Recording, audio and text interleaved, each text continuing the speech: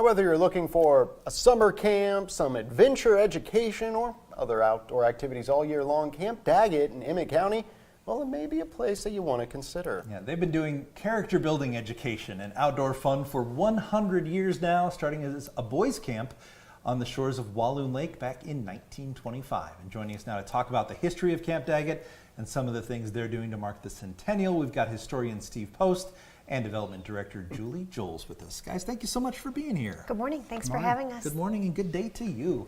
Well, let's start with you, Julie, and talk to us. Well, actually, let me start with Steve first and have you kind of give us a background of how Camp Daggett got started 100 years ago. It got started when the community of Petoskey, after World War I, had realized that they wanted to do more for the young men of the community because there was quite a few families that were missing fathers. And so the community service groups got together and hired my grandfather to be a school teacher and to develop a summer camp in 1923. So he did a little bit of that at the very beginning. He did 2 years of experimental camp, and then the Daggett family awarded or provided 40 acres as a free gift as long as they maintain a camp, and that was how it started 100 years ago. Wow, that's a great story. It is. Now, Julie, what goes on there today? Well, today's a big day at Camp Daggett. We just opened registration for our in-area new campers. So our returning campers, registration is already kind of passed, and now we've opened it up to new in-area campers, which is kids in the Charlevoix and Emmett Intermediate School District. So we were at 78% capacity already when we opened this morning with those returning campers, and now we expect it to fill up fairly quickly. And any remaining spots will open on the 28th to out-of-area campers and everybody. So awesome. Nice. I know you've got activities kind of all year long. We'll come back to that in just a minute. But Steve, you were talking about the history of Camp Daggett. I love the connection with your grandfather there and how you're multi-generational now.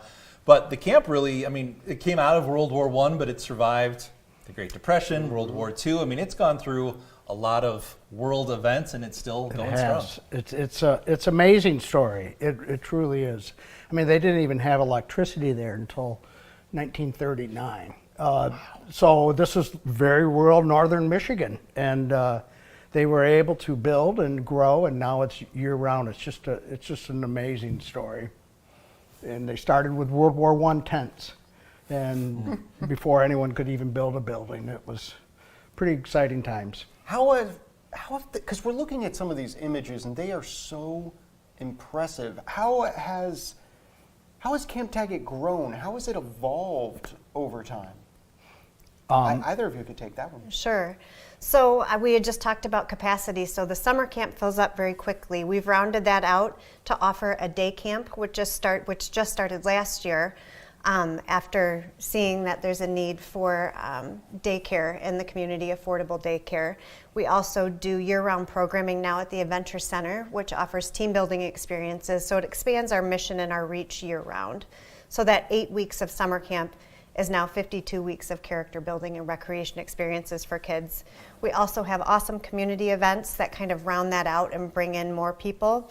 This weekend is our snowshoe event, and following up the weather report, we clearly have amazing conditions this year. We partner with Bear Cub Outfitters, who brings in the snowshoes and helps outfit people.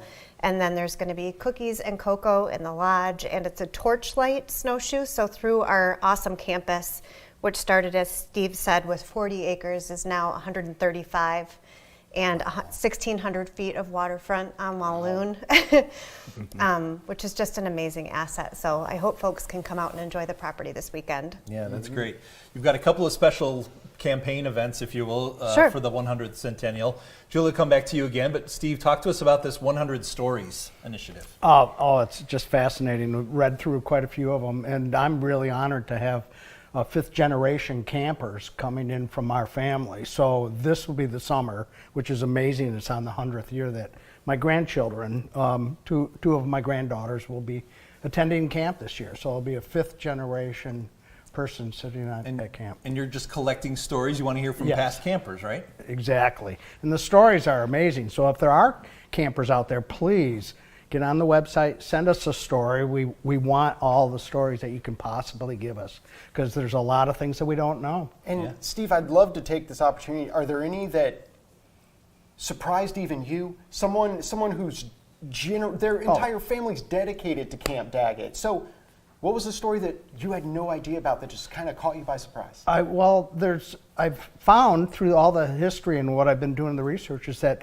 it's generational. Once a kid gets started at camp, usually every year they just do not want to miss it. And then it goes on into where they become helpers, and then they become counselors, and then they get involved. We have so many families that continue to come to camp, and the moms are just like ecstatic about it. It's just wonderful. I bet. Wow. And Julie, the 100 for 100 campaign. Tell us what that is.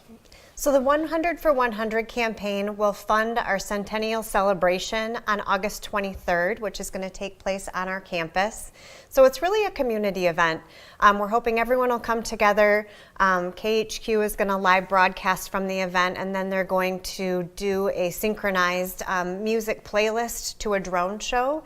We've partnered with Firefly Drone Shows out of the Detroit area to come and do an amazing light show over Walloon Lake. It'll be cake and ice cream. It'll really be just an awesome birthday party for Camp Daggett, and a way to celebrate everybody in the community who's contributed, attended, and just is passionate about camp. So, is there anything that people need to know about that in particular? Do they need to get tickets or register ahead of time, or just show up? It won't be a ticketed event. It will be a capacity thing, obviously, at some point. So more details to come. Definitely visit our website, campdaggett.org, as we get a little closer to August. But moving forward, too, in February, we have our Father-Son Weekend, and there's details on our site for that. So if anyone's looking for a way to reconnect with their kids, that's a fabulous weekend to come and enjoy outdoor experiences. We have some indoor, obviously our adventure program will be offered as well, but just an awesome way to reconnect with your kiddo. And that can be a grandfather, it can be an uncle, it can be a dad, a stepdad, whatever that connection might be. Oh, that's great. I was going to ask about that too. So, Steve, talk to us about the fifth generation now. How old are the kids, and whether it's the torchlight hikes or the father-son event? I mean, what kinds of things are your kids looking forward? Kids and grandkids I looking think forward just to? getting in the lake and swimming and just the companionship and the living in a cabin, and there's a nightly activity and there's archery and there's things that they normally don't do. And the camp is always full of the standard camp things, but it's amplified, and it's camp songs, marching around in the woods, and they get one night out over. And so little Dorothy, who's going to be 7, and Clara will be all there, and pretty excited about it, to have them there to experience it. The essential camping experience. Wow, well, happy 100 years, you guys. Thank you. Thank you so much for having us. Yeah, we'll get you back in warmer weather to talk more about the big August celebration too. So keep us in mind for that. Perfect. We'll share more details, of course, and the interview over on 9and10news.com.